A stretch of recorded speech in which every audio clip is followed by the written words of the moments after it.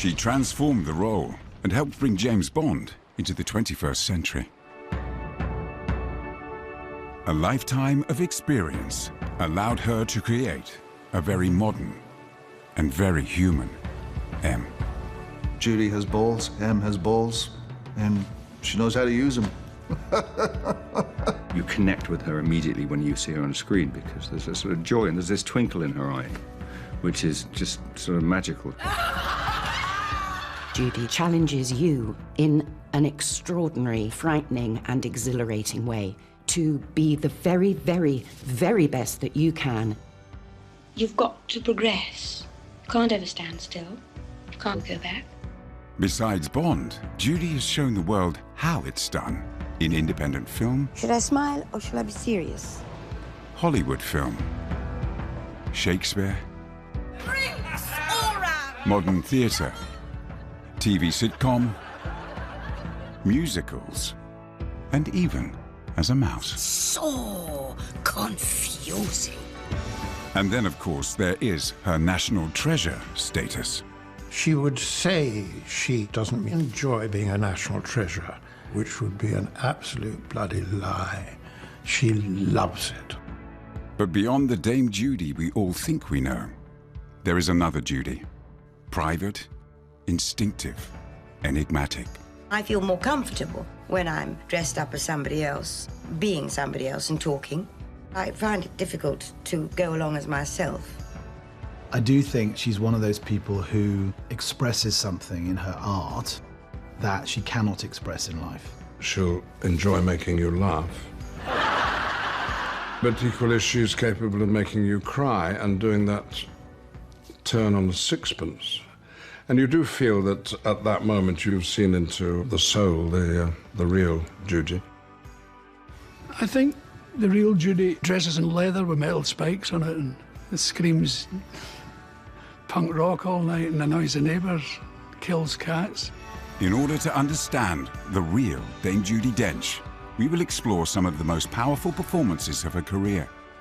Through them, we will uncover her secrets and show why she is regarded as one of the most versatile actors in history.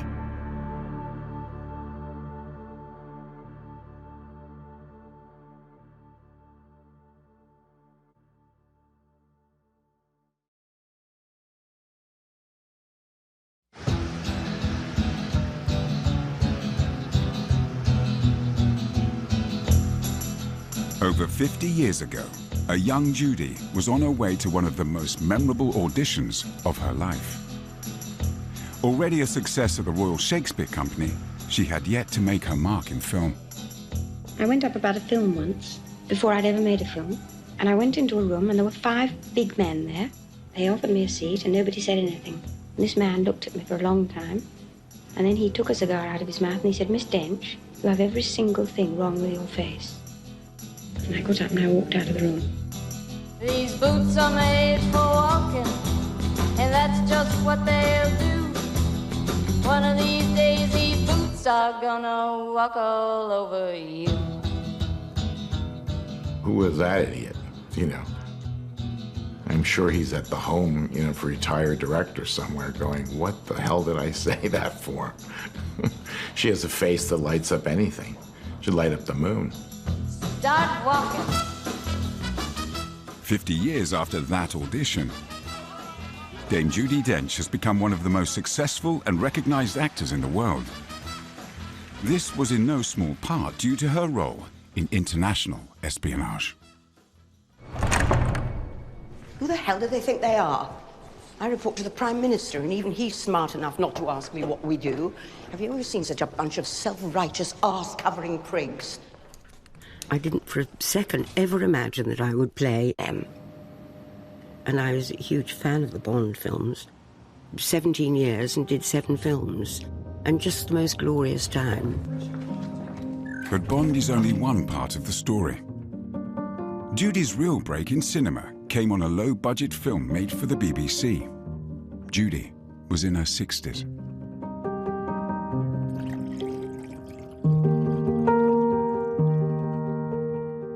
She openly confessed that she was terrified about doing it And I said why. It seemed improbable, given the breadth and depth of experience that she'd had in her career. And she said, because I don't trust that I'll know what to do.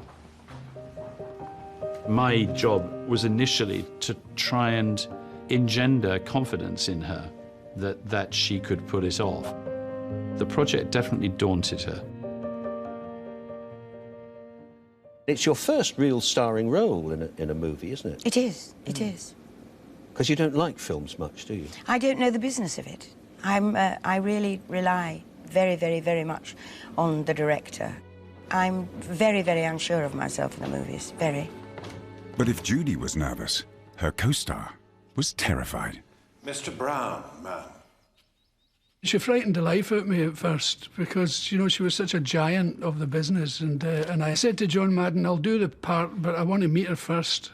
We talked and we found who we didn't like, which I always find endears me to people if we're linked by people we loathe, you know. Billy Connolly played the part of John Brown, who was to console the Queen after the death of her husband, Prince Albert. Honest to God, I never thought to see you in such a state. You must miss him dreadfully. You do not. He. Get him out! Get him out! Get him out! Get him out! First scene we did, Queen Victoria burst into tears in the middle of it. And we did it 12 times, and she burst into tears 12 times. And it blew me sideways, you know, it was just that was the great reality of her.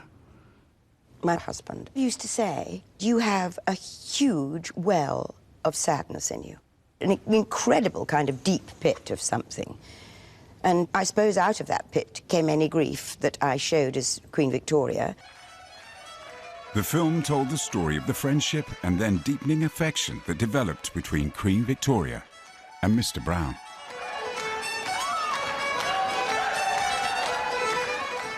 We were doing the Eightsome reel in a scene in the castle, and she was directly opposite me. And in the middle of the dance, I thought, oh my God, she fancies me. Judi Dench fancies me, what am I going to do? You know, I'm not that good at spotting that in a woman, but I spotted it in lumps here. I thought, oh Christ, how do I get out of this? And of course she was acting, and she did fancy John Brown. And suddenly the penny dropped in my head, and I began to act properly. It was one of the lessons of my life. She just gave it to me for free. The film impressed movie mogul Harvey Weinstein, who had been given a private screening. He decided to distribute it worldwide. Just saw this amazing performer, you know, who England knew and the world didn't. And I just go, who is this girl?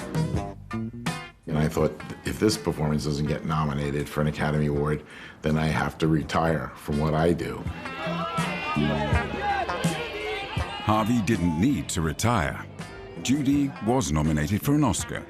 And although she didn't win that time, Mrs. Brown was the beginning of a new era. Judi, the film star.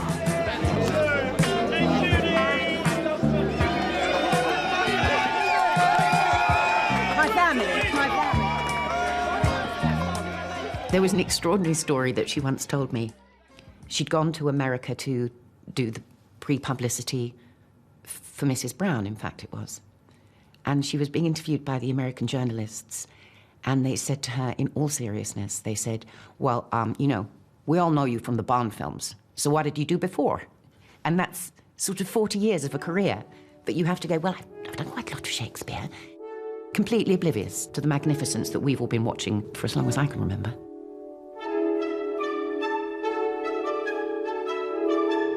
What angel wakes me from my flowery bed? For nearly 60 years, Judi Dench has been first and foremost a Shakespearean actor. Shakespeare has always been my passion. Therefore the winds piping to us in vain, as in revenge have sucked up from the sea contagious fogs. They're such wonderful parts. That Herod's head I'll have. I am a spirit of no common rate. The summer still doth tend upon my state. The man who pays the rent. That's what Shakespeare is known as in our house. She does make it look absurdly easy. You do think it's just like breathing for her. Speaking Shakespearean text, it just seems like she rolls out of bed and just does it, you know. What she is masterful at is hiding how difficult it is. What comfortable hour canst thou name that ever graced me with thy company? She has immense knowledge, immense technical craft, but you are simply unable to see it. But hard as it is to believe today, Judi's first role in Shakespeare, aged just 18, was a disaster. I got cast as Ophelia, straight out of drama school. Very, very lucky, but quite hard. Baptism of fire. I tried every way to make her mad when she came to the mad scene. Now, I know now that I need have only chosen one thing to convey to the audience her madness, and it would have been enough. You know, less is more. It's a very, very difficult thing to learn when you're a young actor. There's no shortcuts, and it is something you have to learn by experience. And I got terrible notices as Ophelia. I had to do an enormous swallow, and I could have been fired, and that would have been it. I don't know what would have happened. Anyway, didn't matter, because I played lots and lots and lots of Shakespeare, and so I did learn. The elbow. Oh, ainsi dire, the elbow. When I was a little girl, I'd seen my brother play Lady Macbeth at school, and my other brother was playing Duncan. I always remember he came in and said, "What bloody man is that?" I said, "Oh," I was about 8. I thought, this is thrilling. This isn't just Shakespeare, it's swearing too. So the play must have been one of the first Shakespeare plays I'd ever seen. In 1976, Judi and fellow actor Ian McKellen asked the director Trevor Nunn whether they could play the leading roles in Shakespeare's bloody tale of obsession and murder. I was immediately aware that if Judi Dench and Ian McKellen worked on it, then there was an extraordinary possibility to re-examine Macbeth.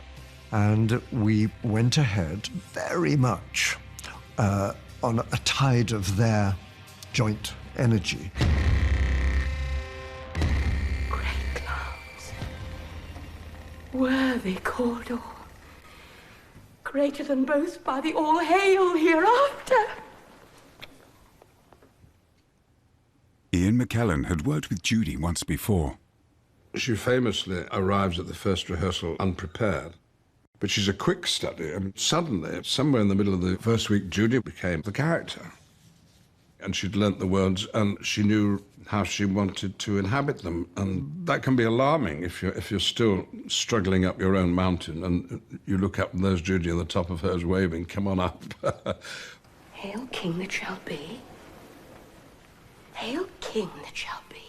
Nothing happens by chance with Judi. She has worked it out. But when she works it out is a bafflement to me. They have more in them than mortal knowledge. When I burned in desire to question them further, they made themselves air into which they vanished. In rehearsal, she will do endless practical jokes. I mean, can you imagine rehearsing the most blood-stained and upsetting tragedy that's ever been written, and the company being convulsed with laughter every day?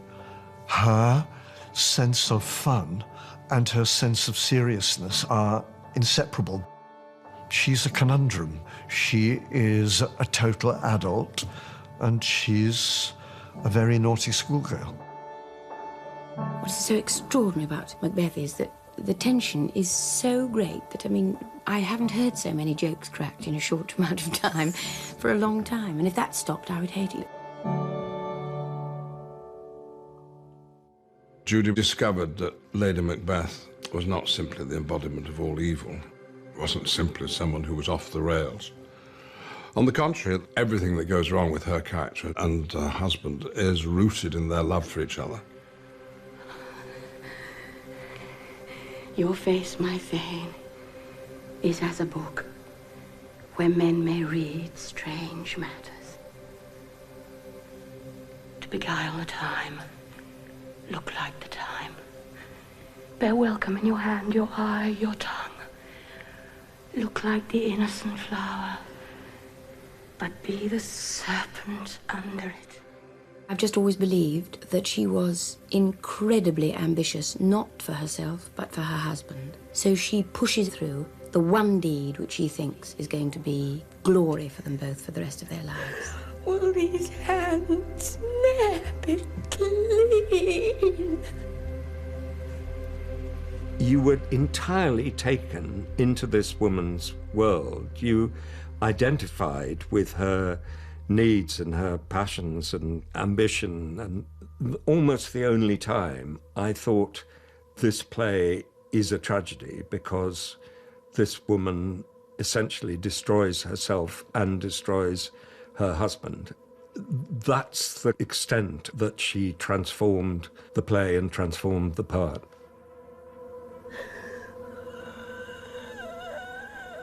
Gradually the rift gets wider and wider between them.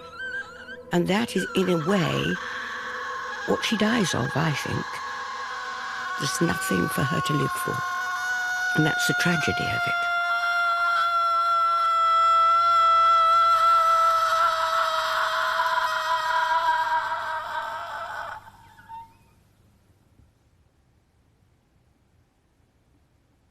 Do the roles take you over? I mean, you... No. They don't. I mean, you don't walk around Sainsbury's as Cleopatra. No. Tricky, actually. Tricky shopping. Tricky shopping when you come to play Lady Macbeth around Sainsbury's. That keeps the old feet on the ground. It certainly does, when you have the shopping list to do.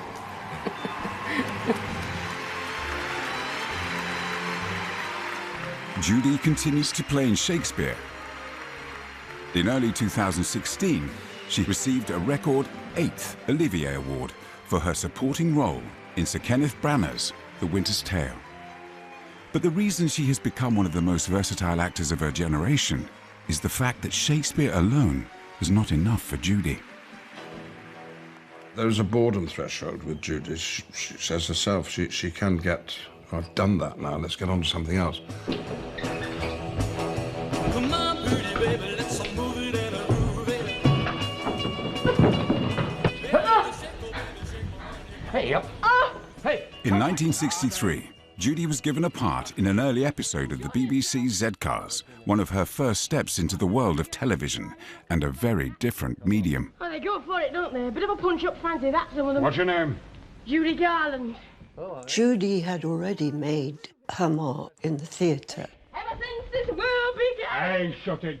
She was beginning to be talked about as potentially a great young actor. When I first did television, I thought I'd never come to grips with it at all. But John Hopkins wrote this quartet of plays called Talking to a Stranger, about a family in suburbia. And Christopher Morahan was directing it. Talking to a Stranger is very bleak, indeed. I mean, I think there are some actors who would find it too frightening and wouldn't be able to do that, and that's why they weren't cast. But I mean, Judi was a most marvelously rich, tough-minded actor. I use the fear, I think, because that creates adrenaline. So you can use all that because you'll need that anyway. I don't know about anything else. Except that, you know, that I'm sure that every actor has that kind of fear, and it's not part of the deal to share it. Would you like to hear my life story? No, of course you wouldn't. Everyone else has a perfectly good life story of their own. Oh, I had such a happy childhood. Happy, happy, happy. The first time I saw Judi, she was playing this very, very troubled teenager. Now, the conventional view would be a brilliant performance of troubled teenager equals very disturbed childhood and teenage years. This is a family? Isn't it? The outward and visible may be if you don't look too closely. Now, with Judi, the reverse is true. Judi had a very happy, settled childhood. Your childhood, of course, was in Yorkshire. Yes, I love it still. What were your early ambitions as a child? My first ambition was to be the owner of a fish shop. Why? I mean, it's the feel and the look of it. And very early on, I took some kippers from the fish shop. You mean you stole? Stole them. And my mother found out when we were in, you go straight back and take them back.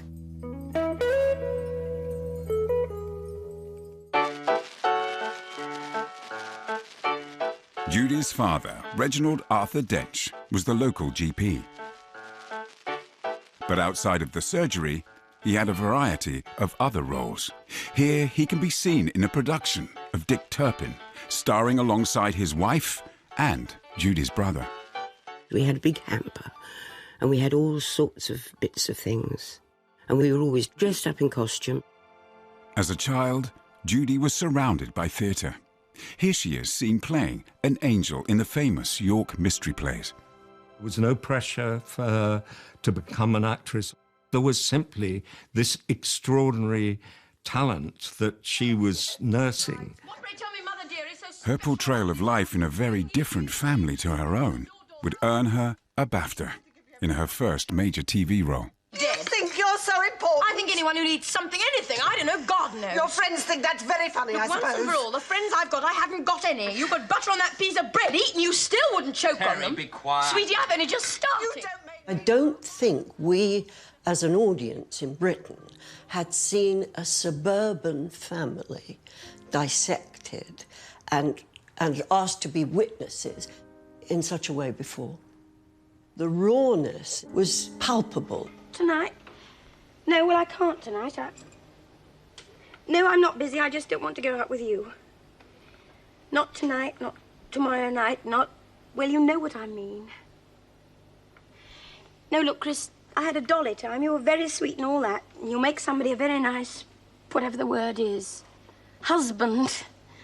I know that's not the idea, but it's what you're cut out for. Ask your wife. It would be very difficult to do a scene like that, the speech on the phone, because it is basically a monologue. Well, it's the only way I know how to talk. What do you think? I put it on? Is that what you think? To sustain that level of emotional connection and to vary it all the time. She'll laugh when it's unexpected. She'll be cynical when it's unexpected, and so on. You'll soon find a substitute. I can name a dozen. Come the dark, you won't even notice.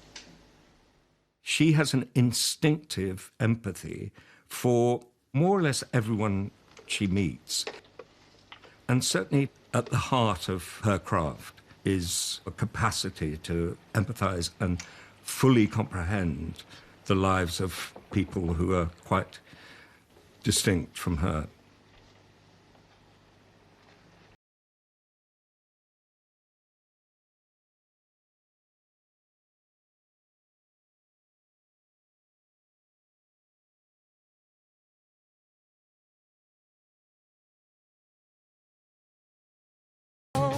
Judi's work in TV and theatre had brought critical acclaim, but it was only after she met and then married the actor Michael Williams that she found broad popular appeal. It was no surprise to anybody that they just absolutely hit it off instantly. They were absolutely the right size, the right optimism, the right sense of humour for each other. And in 1981, Michael and Judi embarked together on a sitcom. Let's talk about you. Helen said you were a linguist. Yes. It was to become a classic. Oh, no, I'm sure it's not. I mean, what are you translating at the moment? A German textbook on urinary infection. It was really good fun for her to be able to work on something with Mike. She adored him. What about the bank? Well, I already owe them. Well, owe them more. And at the same time, it was financially rewarding. I don't know if you have any idea what you get paid as an actor at the Royal Shakespeare Company in the National Theatre, but it's barely enough to support a family. But she also loved the fact that she had an audience exponentially larger than anything she'd ever done before. Many in the audience believed they were getting a glimpse of the real Judi. The audience see her, first of all, as someone rather ordinary and not unlike their sisters or people they know, but suddenly they see there's some strange depth there and they want to know, where did that come from? Look, if you can get by without the sheer black nighty, I can get by without the words. Do people expect you to be like the character you play in Fine Romance? They do expect us to be like that, and they think that our lives at home are exactly like it. It's not at all like us, but I think that the appeal of it is because it is more like real life, in that it's more, life is more like having a dinner with somebody and thinking how lovely you are, and you find the spinach on your tooth or the egg all down your front. Why are you winking? Do you know something about the food that I don't? I've lost a contact lens. Here? Well, it must be here. It was in a minute ago. Oh, well, where is it? Why do people always ask that when you've lost something?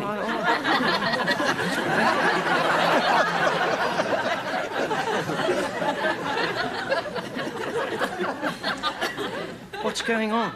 I sometimes drop down your front.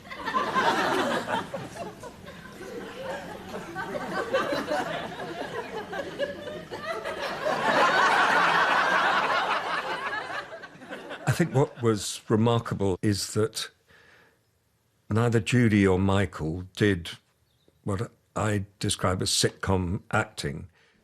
Look, if you wiggle about a bit, I'll have a look on the floor. Occasionally there'd be pauses where one or the other was just thinking and reacting, and in the syntax of sitcom, that's very, very bold stuff. Are you ready to order, sir? No, thank you. We're still deciding. Judi would defer to Michael. Michael was a very clever comedy actor. Michael would say, you should have left a longer pause there before the punchline. And Judi would say, yes, you're right. So there was tremendous respect going between them.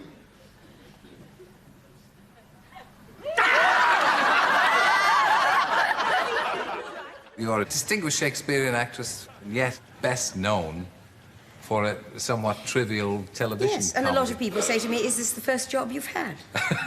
So it's very nice to reach an audience who don't want to come and see Shakespeare, but who do want to sit and see you in there. But you don't feel, is this what all my training has been about? No, I don't. I like it a lot, because I like to do something that is the most unexpected thing.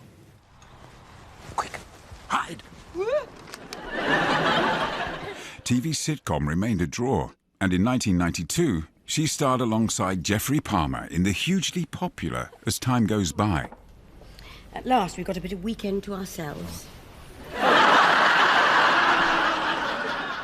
It ran for a decade. Wait. What? You've broken an ankle. I suppose it's pointless to ask why. Her success in popular shows is part of what makes her accepted as a national treasure. Just limp. Which leg? Oh, I don't know. Just limp. There are many very successful sitcom actors of both genders, but they haven't also been very good as Lady Macbeth or Sally Bowles in Cabaret. Hush up!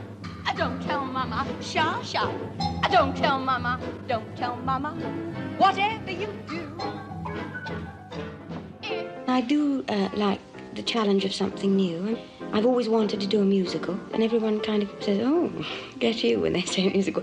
But I want to have a go. And I want to have a great big orchestra and everything, and a bit of dancing, a bit of singing, a bit of acting, and a chorus and all.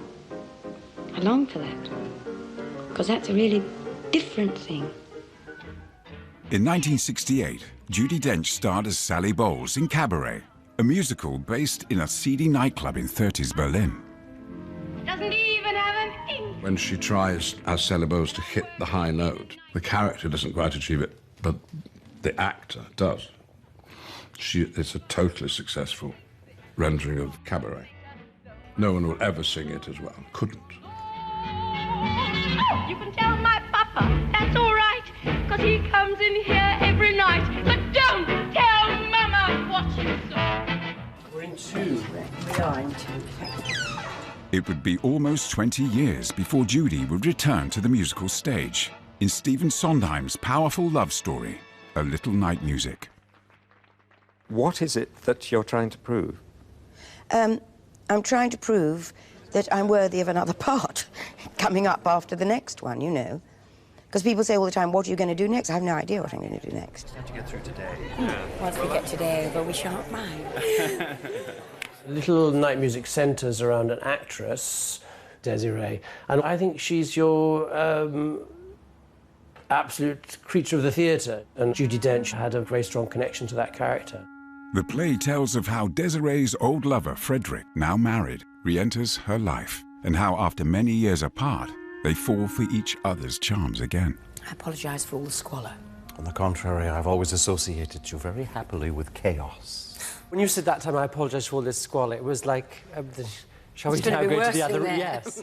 It's hard to specify her techniques. She rehearses in a way that you don't talk about it. You just do it, and you do it differently all the time.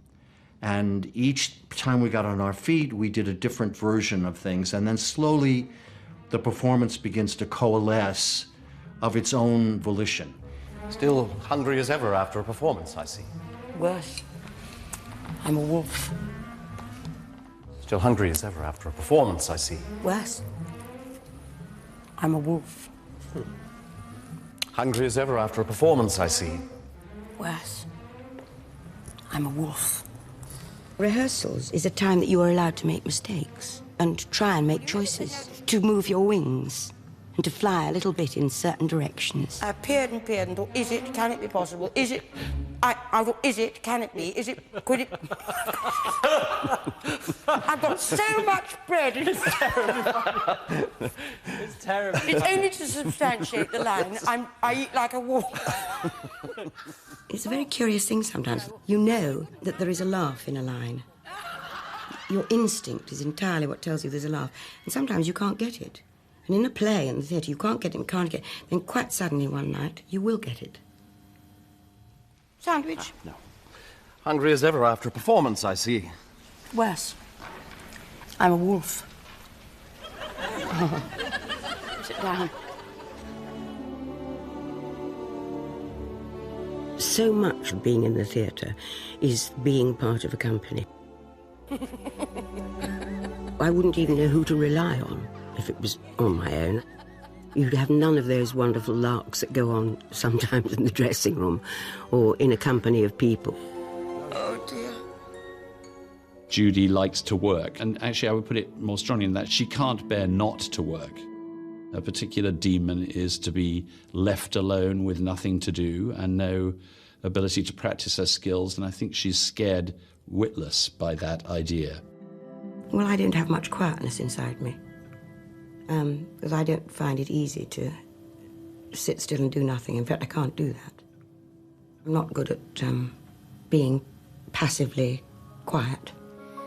I thought that you'd want what I want. The emotional climax of the play is when Frederick tells Desiree that he will not leave his wife. But where are the clowns? Quick, send in the clowns. Don't bother, they're here. I'm an actress who can put over a song. I wouldn't say sings, but I would say could put over a song, because I had to learn that in Cabaret. So it's just a matter of acting it. Do try to forgive me.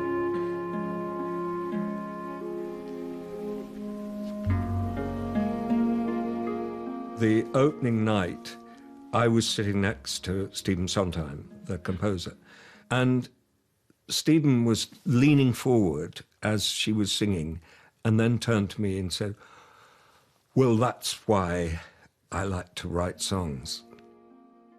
And for him, it was sublime. It was perfect. It was acted. Isn't it rich? Isn't it queer?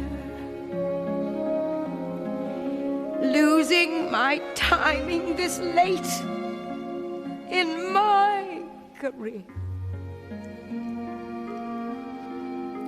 But where are the clowns? There ought to be clowns. Well, maybe next year. Her great gift as an actress is making everybody feel that she's accessible to them. But she's much more private, and there's a core of her that is hard to know, and when you do know it, you feel that there is something there that is a soul that is far from untroubled.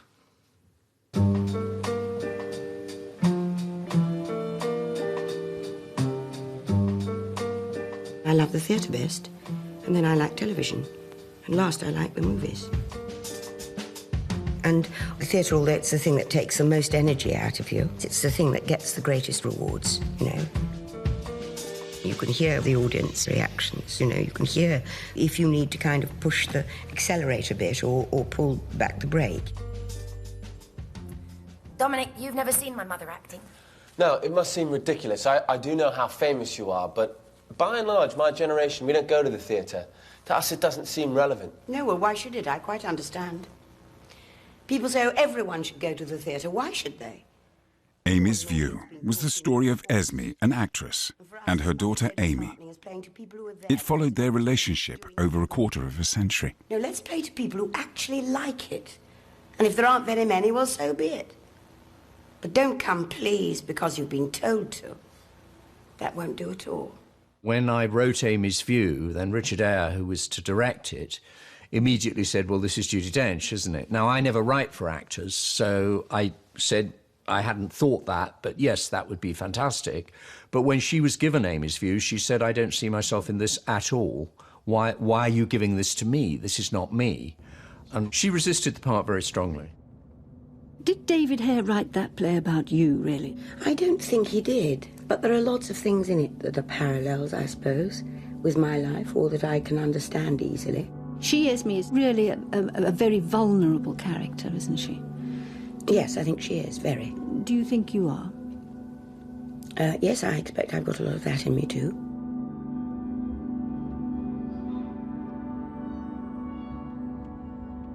Mummy is brilliant at playing comedy. Well, I'm usually best at playing genteel, with something interesting happening underneath. You know, layers. I play a lot of layers. She plays them wonderfully. Oh, thank you. The reason people responded so strongly to the play was that it's a mother-daughter play. I observed how complex that bond is, and the play plugs into something pretty primal. Oh, you all say it so easily, so glibly. Take control of your lives. Who's in control, finally? I ask you. The answer is no one. No one. And if you don't know that, you know nothing. There is an element of rebuke and competition in that relationship. And also in the mother, there's also a regret for the life they never got to live and that they feel their daughter is living. My God, you live with this man, this child, this figure, who you think merits your love. And you let him run off with a slice of teenage Scandinavian charcuterie. And even then, forgive me, you don't even leave. There are two kinds of actors. Those who reveal themselves when they act and those who act with a series of masks, you know. So in a sense, one is about stripping away the mask that they have in public and the other is about adding a mask. And she reveals herself. Please stay. can't, not tonight. I have to get back to London. You, please. I can't. Just tonight. Just stay and comfort me. Can't. When mother and daughter finally come to loggerheads, it was immensely challenging. Try and stay steady. And immensely painful to play. Jude would play with such searing honesty that one simply responded. I'll see you. I'll call you. This is the last scene of the play before Esme discovers that her daughter Amy has died.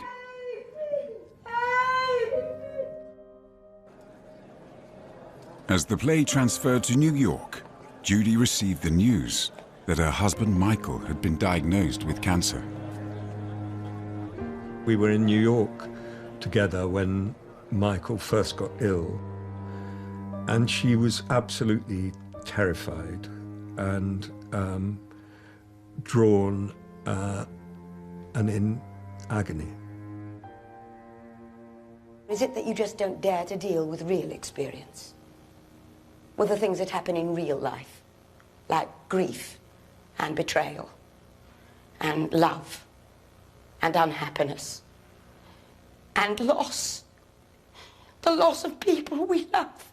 She has the necessary stoicism that an actor has to perform even though their heart is breaking. Michael died on the 11th of January 2001 after an 18-month illness. Did you take time away from acting after your husband died? No. I was not in a frightfully wonderful place. And then I kind of immersed myself in a lot of work. And I think it was the best thing I could do. And it was also being with incredible people, Richard Eyre and Jim Broadbent, and, you know, spread amongst friends. It was good. Oh, that's wonderful. Well done, Paul. My mother had Alzheimer's, so I knew a lot about it, and it was uncanny that Judi, who hadn't actually been through that in any way, was incredibly just accurate. Even when she was suffering from terrible grief over Michael's death, she was performing this exquisitely dignified person who was dealing with the worst grief of her life. If you are grieving for anything, grieving creates an incredible energy in you. You can use that. You can, it just is like it's petrol. And it can be used, that energy, in order to tell another story.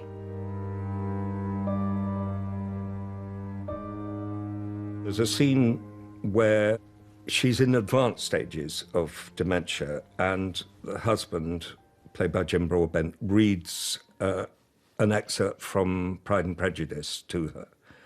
And in her close-up, you feel that you're watching somebody whose mind is half there. Extraordinarily difficult to do. Mr. Darcy had at first scarcely allowed her to be pretty. I wrote. Yes, my darling, clever cat. You wrote books. Books. I wrote. You wrote novels. Wonderful novels.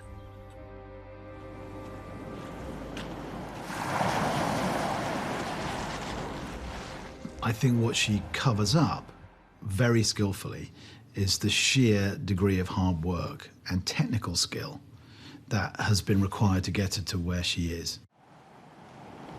She has immense knowledge, immense technical craft, but you are simply unable to see it. It is there so deep for so long, and with such sensitivity and such knowledge and such perception that it is just invisible. I don't want it to be thought of as one kind of actress. You know, if having played Iris Murdoch, another similar kind of part comes up, then I can't do that. Everything in me says no. Dame Judi's range of work was now immense. Everything from a disturbed schoolteacher to a cartoon mouse, to Queen Elizabeth I, a role for which she received an Oscar for a performance lasting under 10 minutes. Those 10, 12 minutes on screen are outrageously brilliant. What do you love so much? Your Majesty. Speak up, girl. I know who I am. She's amazing in that. It's like written for her, or she made it written for her. It's one of the thrilling things about Judi's career, is to have watched someone who's been so glorious always, and then suddenly she has this extraordinary film career that kind of started when she was about 65 or 70. Fills us all with hope. You know, Dame Judi said, look, Harvey, you know, you've been an important figure in my life. I used to do theater and television in England, and you've, you know, given me a career in films, and I didn't know what to get a man like you who has so much. So I got you the thing I thought you'd most appreciate. And she opened up her trousers, pulled down her underwear, and it said, Judi loves Harvey, tattoo. Needless to say, for a man who has spent my time pitching, sharing, seducing, using words to whatever effect I could do, using words as special effects, I was silent.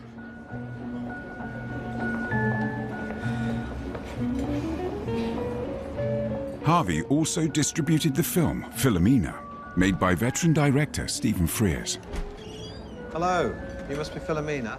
I'm Martin. It told the story of an Irish mother who is looking for her long-lost son with the help of an ex-BBC journalist, Martin Sixsmith, played by Steve Coogan. I must apologise for the other night. I'm afraid I was a bit... caught me at a bad moment. That's all right. So I'm just glad you mentioned Philomena is about the Irish girl who's had a baby out of wedlock and went into a convent. And then at the age of 4, the child was sold to the Americans. So, Philomena, how are you? I'm all right. And so the mother never saw the child again. I'd met her before, and she made me a cup of tea, and I told her the story, Philomena. Hello, sorry I'm late. Hello, Martin. First of all, she said, who do you see as playing Martin Sixsmith? And I said, well, we were thinking maybe me. And she said, okay, and is that negotiable? And I said, no. And she went, okay. One of the reasons we wanted Judi was because we wanted to have the audience privy to Philomena's private anguish when no other people within the film are present, because it makes the moment really intimate. There are very few actors who can pull that off. In the wrong hands, it can just be, someone can just look vacant, you know, when the camera's on them. And of course, the audience really connects with her, just being able to look at her face very closely. You know that her face is very, very expressive. Therefore, you don't need 6 lines to say what her face is saying. So you can do less because she's doing it for you. So she's the perfect director, perfect actress for a lazy man. Action! There wasn't really much direction. There wasn't much conversation with Stephen. I mean, most of his direction was for me. I mean, she didn't really need any. As Philomena's relationship with Martin Sixsmith develops, she opens up about the father of her lost son. But what made it so much worse was that I enjoyed it. What? The sex. Oh, it was wonderful, Martin. I thought I was floating on air. He was so handsome. The way he held me in his arms. The thing is, I didn't even know I had a clitoris, Martin. Right. Judi mainly liked the dirty bits. She did ring me up and say, I've just come across this line about the clitoris. You are going to keep it in, aren't you? I told her she was a grubby. Underneath it all, she was grubby. And it seems to me all the better for it. I knew your son for about 10 years. The way Judi played Philomena was a very careful tightrope to walk, because if you overplay the comedy, then she could become a caricature. I don't know if you knew, but he was gay.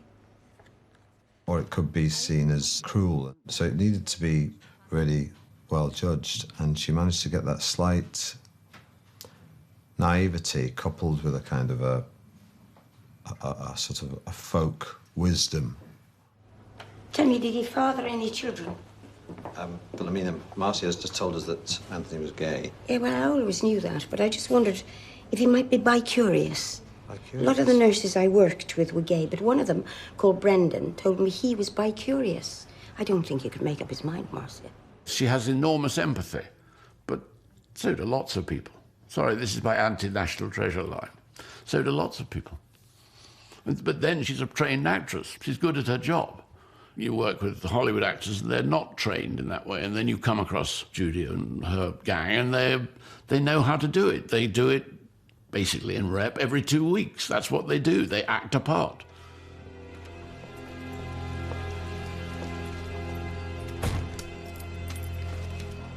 I think acting is... I think it's always talked about. It shouldn't be talked about. It should be done. And it should either be a success or not a success. Just get on, tell the story. Where the hell have you been? Enjoying death. 007 reporting for duty. Judi being cast as Em was just a piece of inspired casting. It allowed a female voice, something that was probably needed in the Bond franchise. She came in and she took it and she made it her own. Her first outing was back in 1995 with Pierce Brosnan, who was also new to the Bond family. Would you care for a drink? Thank you. Your predecessor kept some cognac in the top. I prefer bourbon. Ice? Yes.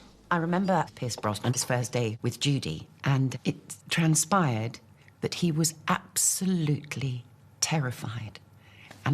And we were chatting in the lift, and he was going, well, you've worked with her, and what's she like? And I was going, well, she's lovely, she's divine. And he was going, yeah, but she's it's Judi Dench. It's our first time together as James Bond and Em. Both of us, I think, are quite anxious and nervous. They wanted her to have a cup of tea in her hand, and she said, no, that's going to rattle too much. She said, just give me a scotch. So she sat there with a scotch in her hand. I said to her, do you like doing films? And she said, oh, no, I don't like films at all. You don't like me, Bond. You don't like my methods. You think I'm an accountant. A bean counter, more interested in my numbers than your instincts. The thought had occurred to me. Good. Because I think you're a sexist, misogynist dinosaur. A relic of the Cold War.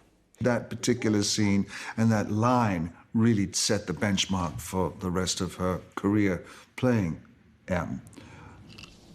Point taken. Not quite 007. She gave it a context for the first time, rather than us feeling like we're in this permanent time warp of 1969, sort of, or 72, the sort of Connery, Roger Moore axis, and basically they were stuck there forever, that she somehow went, actually, no, we can, this is now. There you go, right in front of you. Em, over here, Em. Judi. But however much Judi brought to Bond, her screen time was still limited, until director Sam Mendes took over. When I directed Bond, I thought, hang on a minute, we haven't exploited the fact we've got a great actor playing M. Take the shot. I can't. Take the bloody shot. So let's try and unlock the potential of the character and her genuine interaction with Bond. That's something that I felt Judi could bring that nobody else could. His name is Tiago Rodriguez. He was a brilliant agent. But he started operating beyond his brief, hacking the Chinese. The handover was coming up and they were onto him, so I gave him up. Yeah, she stole every scene she's in. But, I mean, what a joy is that for me as an actor? When people like Judi walk on set, I relax. And with Judi, you're always guaranteed a little magic. Please. Who is your favorite Bond? Oh, you see, I knew that would happen. How can I say that? Now, how can I say that? How would Pierce feel? Dame Judi might feel differently if she knew the role that Craig had played in her demise in her last Bond outing, Skyfall. I think I actually was the one who came up with the idea. You try and think of what's the biggest, best story you can tell, and that seemed to me and everybody in the room to be the biggest and the most emotionally, kind of charged story that we could tell. And then we had to, of course, break the news to Judi, which wasn't so easy. I had 17 years of being M, so I had a full go at it. Christ. And I loved it, just loved it. I think she was drawing on the fact that she'd had this long 7-movie relationship with the franchise, and it felt to her like M's relationship with MI6 was the equivalent. She was grieving it, and it's nice when art and life intersect to that degree, when someone who has had a 20-year relationship with the role is actually saying goodbye to it. In Skyfall, M had become the film's driving force. Judi Dench, the ultimate Bond girl. I read your obituary of me. And? Appalling. Yeah, I knew you'd hate it. Did call you an exemplar of British fortitude. That bit was all right. Judi's days in Bond may be over, but the idea of retirement remains off limits. Would you ever consider retiring? No. No. It's a really dirty word. Old and retiring, those are really dirty words. I think she wants to go on working until she can't do it any longer and would love to expire, preferably on stage rather than in front of the camera. I don't think it's unusual for somebody to want to work when their means of expression artistically is their talent, their God-given gift, and that's what she has. But perhaps there is a hint that she has taken her foot slightly off the accelerator. Lately, she's saying things like, I'm going to spend the month in the country with the family. I find that really rude, especially when I've got a project going on concurrently. I think it's a lame excuse, to tell you the truth. At her age, she should just be working full-time. And Judi will return to the big screen to reprise her role as Queen Victoria in a new film from Stephen Frears. If you're making a film about Queen Victoria, I don't quite see who you do it without Judi. And I said, I'll only make this if Judi does it. But I stay here because I am happy. Is that such a terrible crime? the lucky ones are people like Judi who find what they're good at and are allowed to lead an interesting life. I think she is a figurehead, a woman of great integrity, beauty, charm, intellect, and above all, humanity. She's not like other people. If other people were the same as Judi, we wouldn't be talking about her. You've got to progress. You can't ever stand still. You can't go back, or at least you hope you won't stand still or go back. And also, you're aware of the mistakes that one can make. It's like building a house of cards. Your hand starts to shake when you get up to the top.